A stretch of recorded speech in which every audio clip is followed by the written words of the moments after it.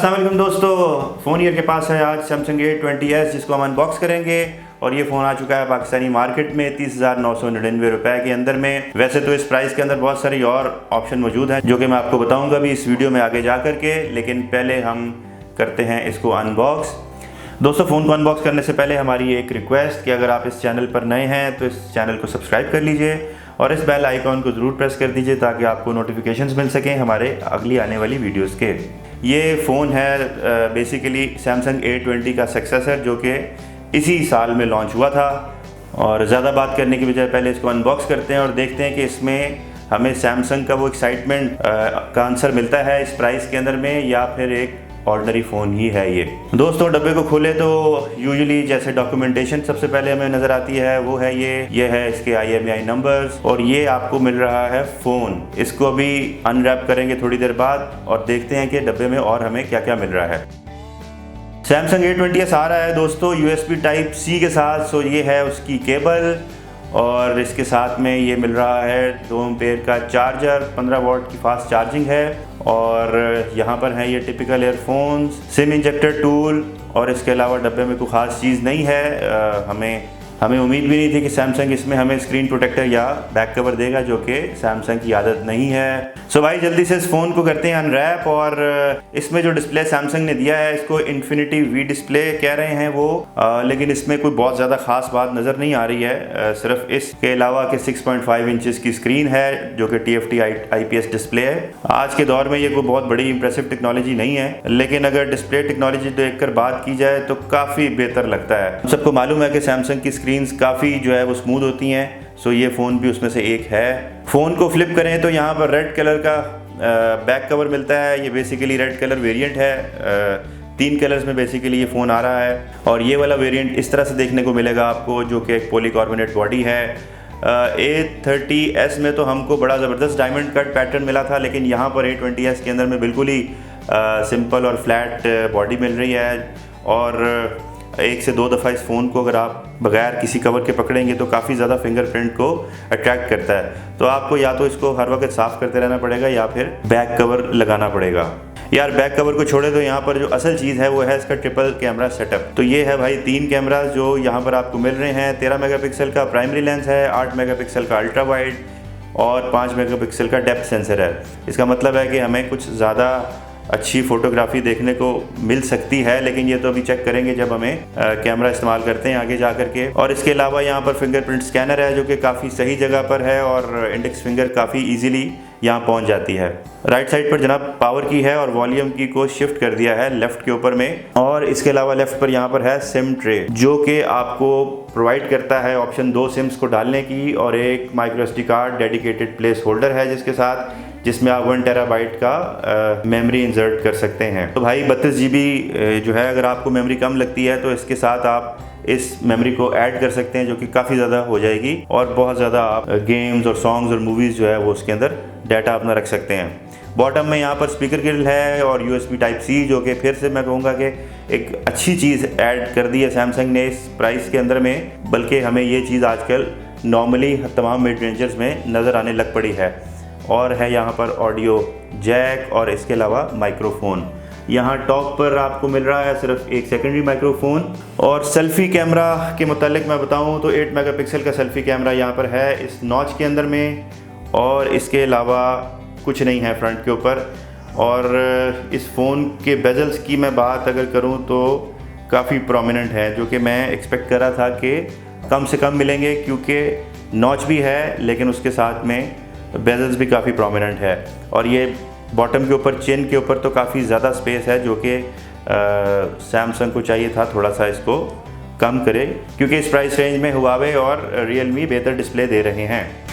सो इस दफ़ा A20s के अंदर में Qualcomm 450 का चिपसेट मिल रहा है, लेकिन एक बात यार मुझे समझ नहीं आई है कि 2019 ख़त्म होने को जा रहा है और सैमसंग 450 की जान ही नहीं छोड़ रहा है।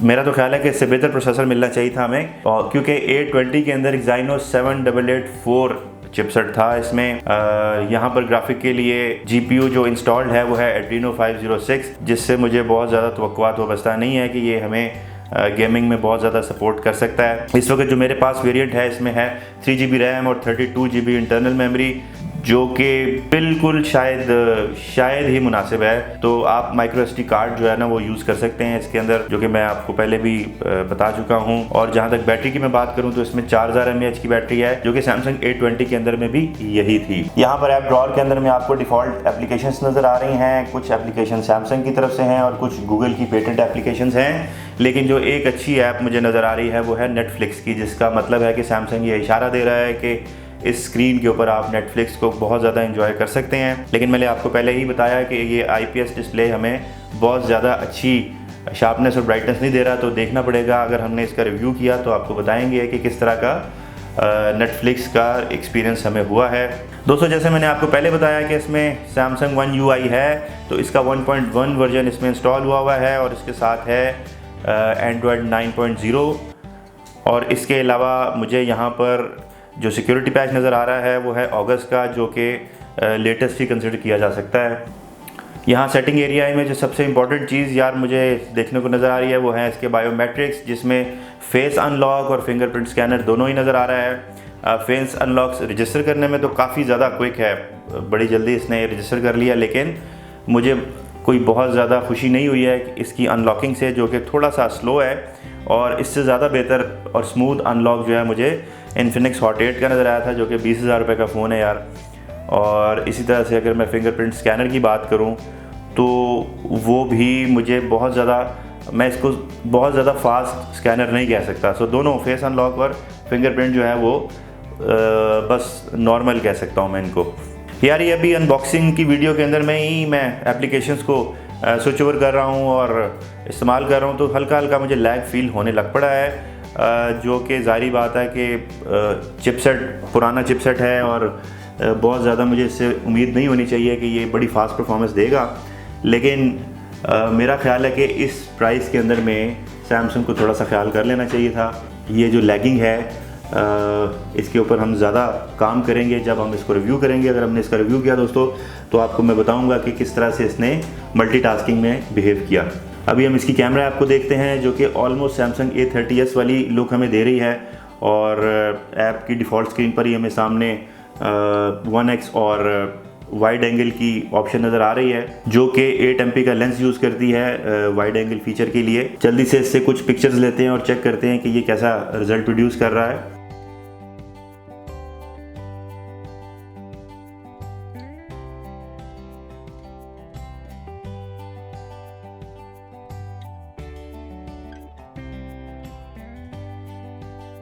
हालांकि इसमें 5 मेगापिक्सल का डेप्थ सेंसर है, तो मेरा ख्याल है कि इसको बहुत अच्छे बुके इफेक्ट्स लेने चाहिए। लेकिन इस तस्वीर के अंदर अगर आप गौर करें तो सब्जेक्ट जो है वो बैकग्राउंड के अंदर मर्ज होता दिखाई दे रहा है। सो आई थिंक ये काफ़ी ज़्यादा स्ट्रगल कर सकता है अगर हम इसके ऊपर आउटडोर की पिक्चर्स लें और पोर्ट्रेट्स और इस तरह की फ़ोटोज़ के अंदर में।